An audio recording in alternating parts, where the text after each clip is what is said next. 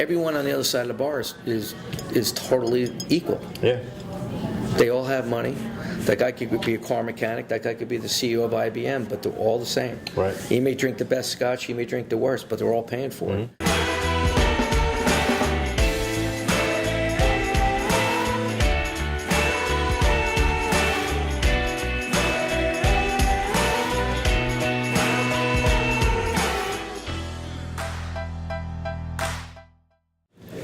All right, guys, welcome back to The Six. My name is Sandy Cerami, your host, and I am here with my man, Double D, Deshaun Drummond, and the man making the magic happen behind the camera, Hollywood Capone of Capone Studios.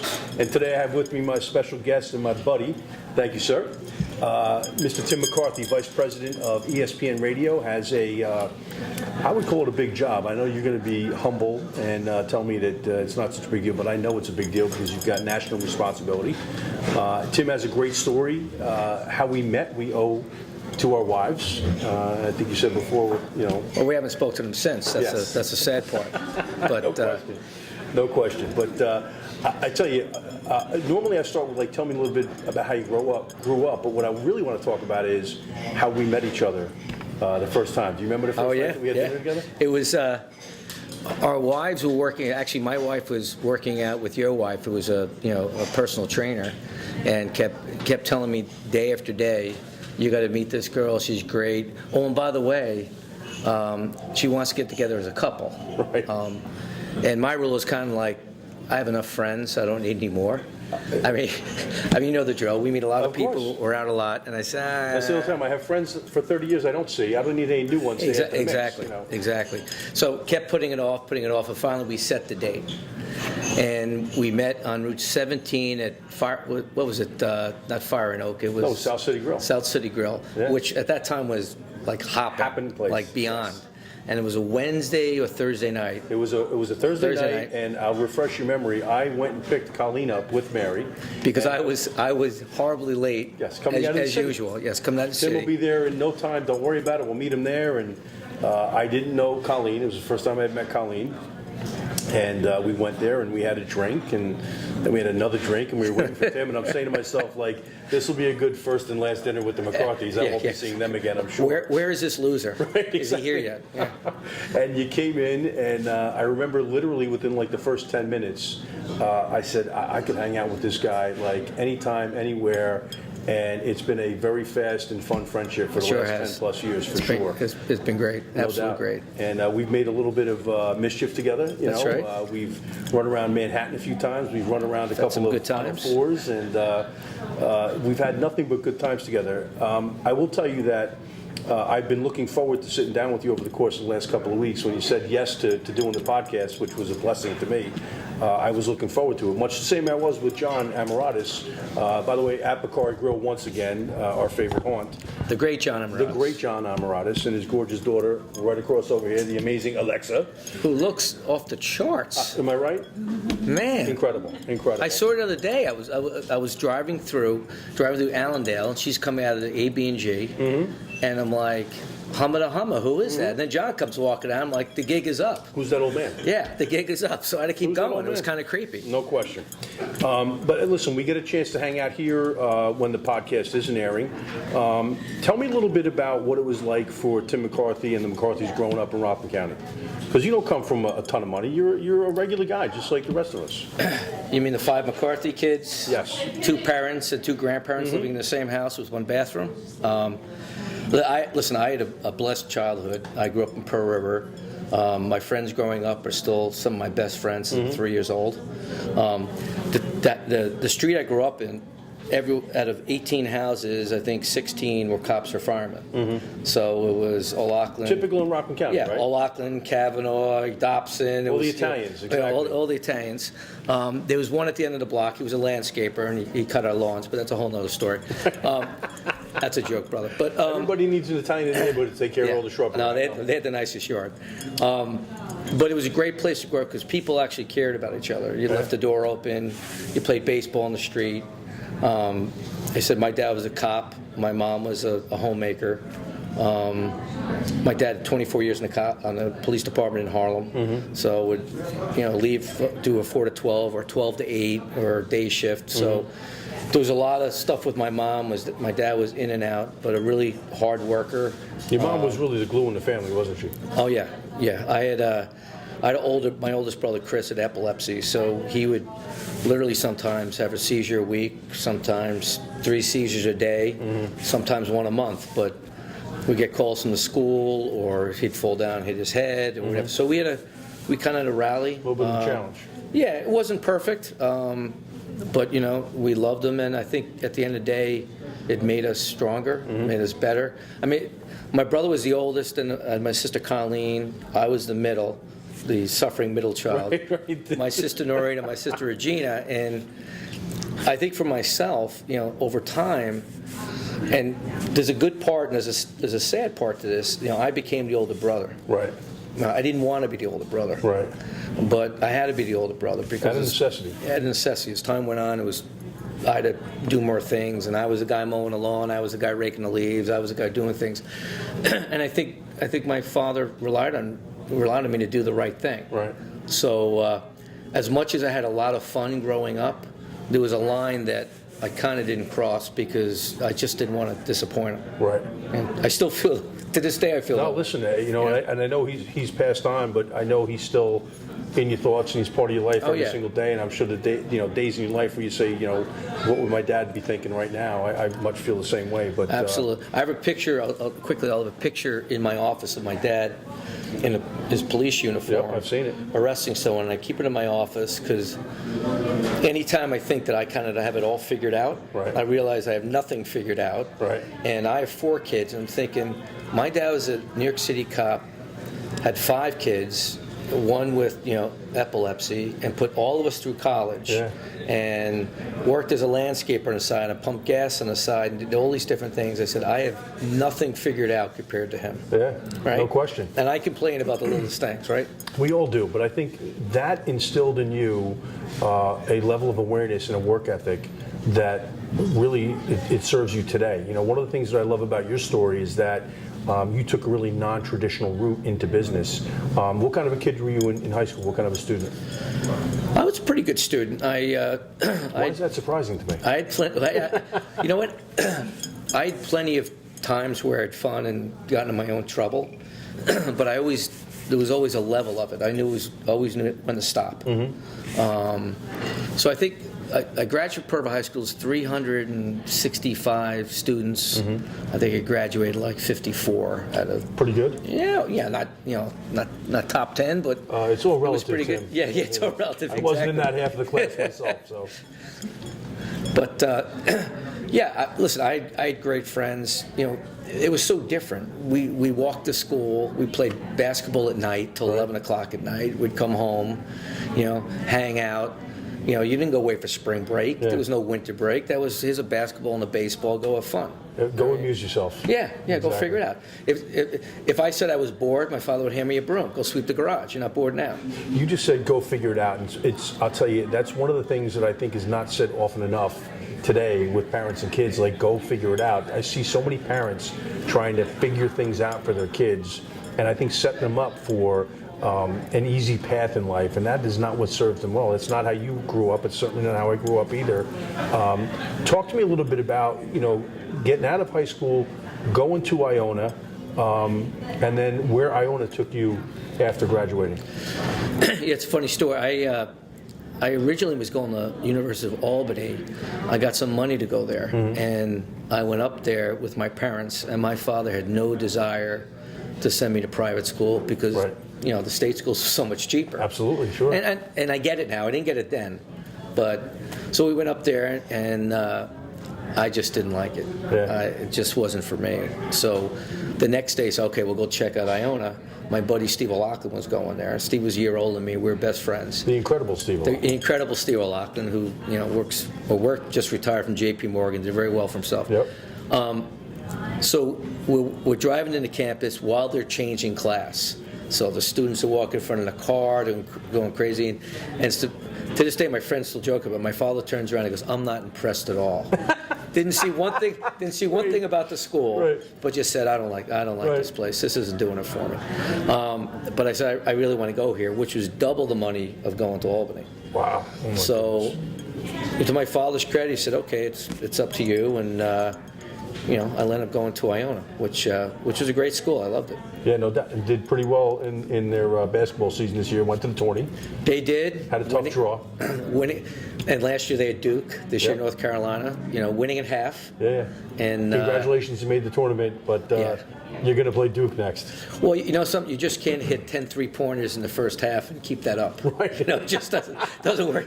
Doesn't work that way. It's 40 minutes, right? Yeah, and Tim Cluse has done a great job. He's a great coach, and 4 years in a row they've been in the tourney, so it's a nice thing. Yeah. But when I was there, they were top 20 in the country when I was a freshman. No, they were for real.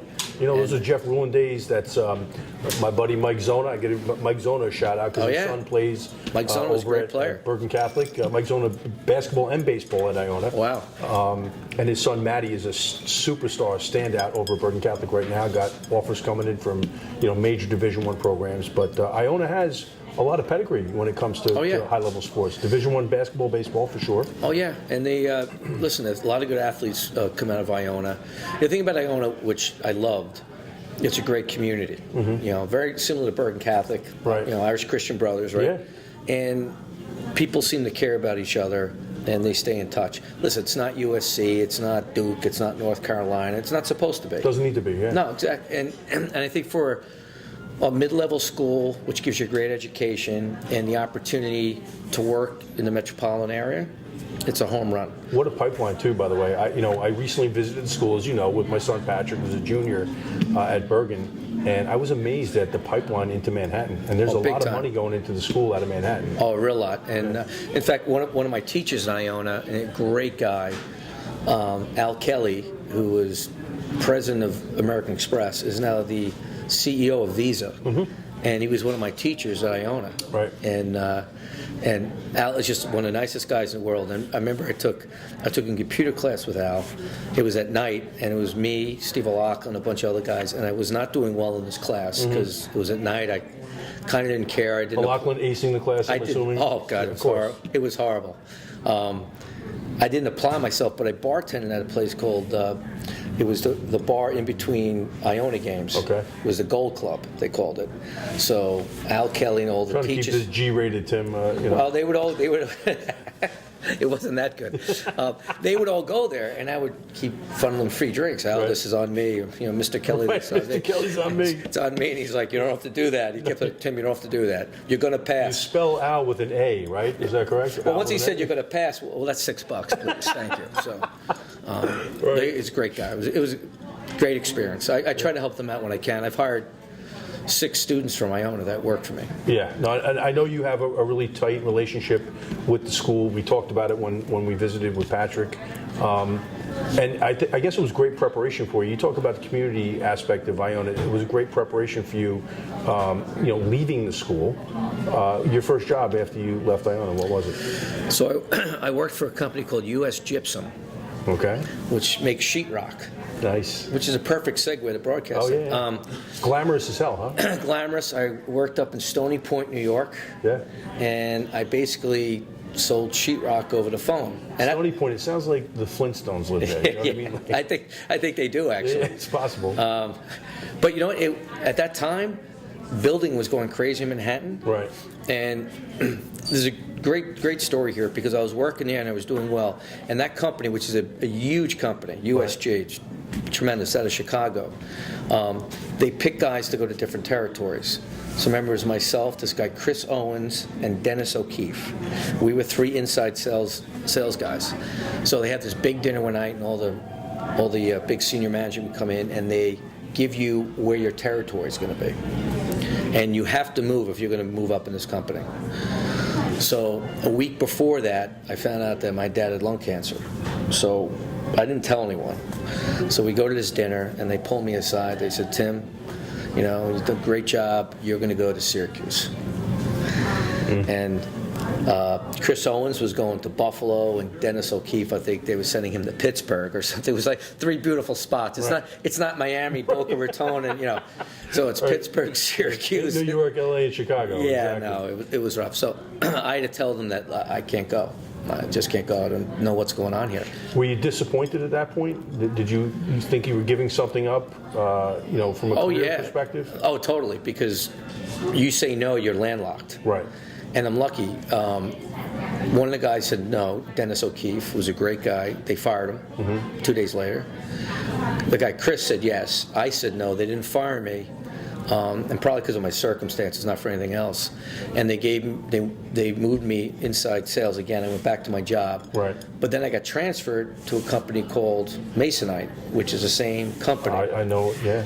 Which then got sold to International Paper, which is a huge company. Which worked out well. I got outside territory running Manhattan. How old are you at this point?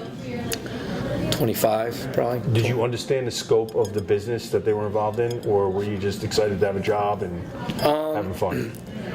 I understood. I think the cool thing at 25, 26, running Manhattan during a building boom, they were building Battery Park then. Right. I mean, it wasn't built. Right.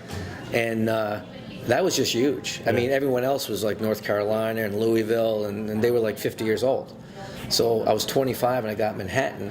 First of all, no one else wanted Manhattan because they were scared of it. They're terrified, of course. And they gave it to me, so I had to go into Brooklyn and Queens and a bunch of areas, and I would call on folks that made displays for stores, one of them being Legs, the stocking company, lumberyards. Can I share with you a quick story about Legs pantyhose? You sure you want to share this? I have to, because it could be cathartic. This could be ugly. It'll be cathartic for me because I have a name that is often related to a girl's name, Sandy.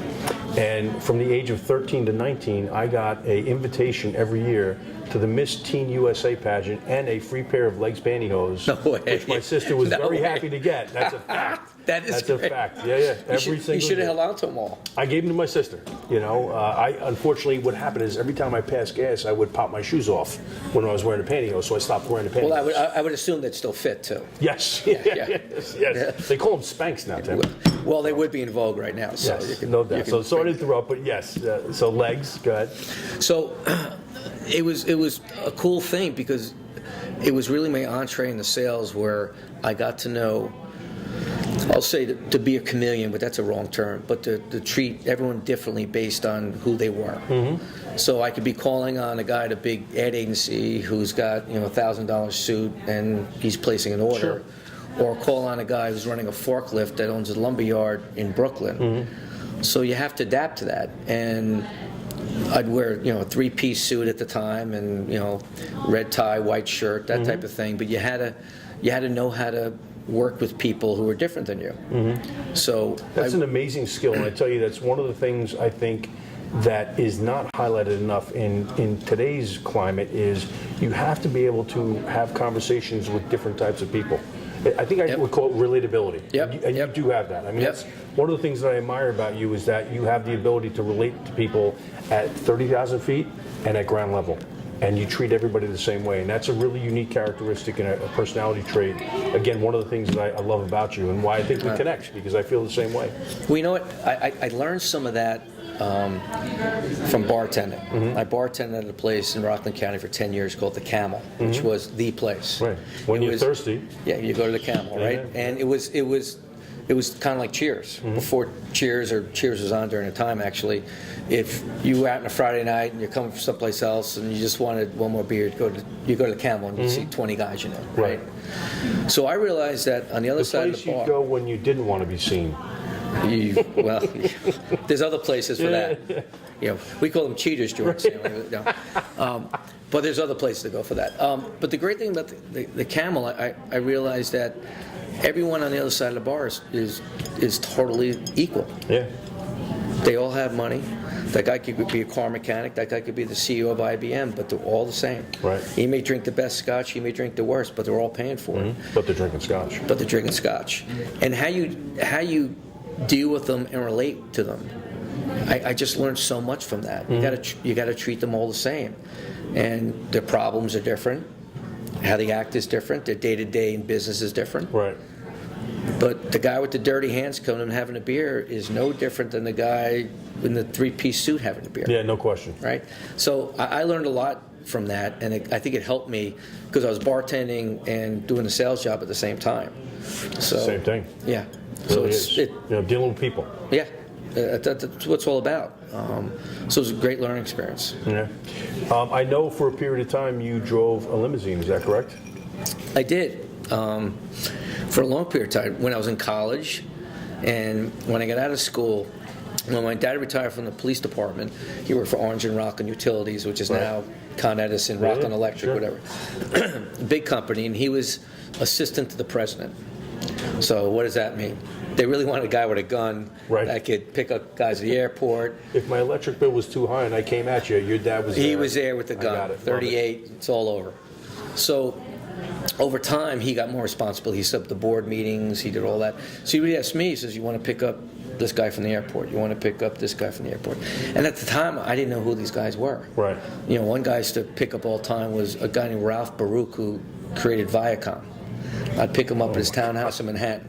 Yeah. He'd sit in the back, and we really didn't talk, but I got to pick up Mr. Baruch. Who cares? Mr. Baruch made to pick you up. And then I would pick up, I picked up Alphonse D'Amato once. I picked up this one guy, Jim O'Grady, I would pick up all the time. And Jim was a big sports fan. He owned a bunch of radio stations, and he ran RKO Radio. Okay. And Jim would sit in the front with me, and we would talk about St. John's basketball. Right. Or we'd talk about... Instead of riding in the back. Instead of riding in the back. Sit right in the front. I love him already. Right? Which proves the type of guy he is. Yep. Hey, blah, blah, blah, blah. And then him and his wife, when his wife came, they'd sit in the back, but they would lean over, and they'd be talking to you. Real people. Real people. And one day he says to me, he says, my son's friend is running a radio station. He's coming to New York. He's going to run WPLJ. I said, really? He goes, yeah. An iconic, epic rock radio station. Huge. It was, like everybody listened to PLJ. It was it. And for weeks he was asking me, he goes, how long you doing it? How's your other job? It's all right. I said, I like it. I just don't want to do it forever. It's not me. I want to do something bigger. And he kept saying, you should get into radio or television. I said, my dad's a cop. I don't know anyone. I had to push the button and get the right station. Yeah, I don't know these people. I was not born on third base. Right. I don't know. I kind of work myself to death and hope it works out. So he said, give me a resume. I'm gonna throw it around. And I got a call from PLJ to come in and speak to them. Wow. I mean, at the time, PLJ was the internet. Yeah. Oh, PLJ was the internet. Huge. I mean, it was gigantic in New York. Huge. Tremendous. It was the second button. Yeah. I had 92.3, 95.5 was the second button on my radio station. Why not the first button? Well, Tim, I didn't know you at that point in time. It would have been the first. Okay. If you go into my car right now, ESPN Radio was the first button that I've got programmed. But let me ask you a question. You go to work for WPLJ. You went in as what? As a salesperson? What did you go to do? Rookie sales guy. Okay. So here's what I did. At the time, I said my dad had lung cancer. He had gotten much worse. He had worked every single day, went through chemo, got lung operation. Still working. Worked up till August. I started in September, but he was getting much worse. Mm-hmm. So it was a big decision because in the job I had the ability to work out of my house. Mm-hmm. So what I did, I would bartend Monday nights and Friday nights, and then I would work I'd go at an office in my parents' house. Mm-hmm. I owned a condo. Okay. I'd drive to my parents because I had to be in a separate place. Right. Drive to my parents' house, work out of there Mondays and Fridays, and then 3 days in the city. Man's got to live, Tim. Right. So it was great because I kind of had my own time. I had a company car. It was all good. Going to PLJ, I lose the company car. I got to commute to the city every day on my dime. Mm-hmm. Before I didn't have that. How long could I bartend 2 nights a week if I really want to be serious about this? So there was things I had to give up. And my mom at the time was, your dad's getting sick, why don't you stay where you are? My parents were raised, you work for the phone company for 40 years type of thing, right? And there's a good thing to that. And they were kind of right. 40 hours a week for 40 years. Exactly right. And you get a pension and you retire at 65 and it's all good. And look, that was the way it was back then. You did your 40 hours a week, you worked for 40 years for the same company, and you lived your retirement out as best you possibly could. Yep, exactly right. Different story today, though.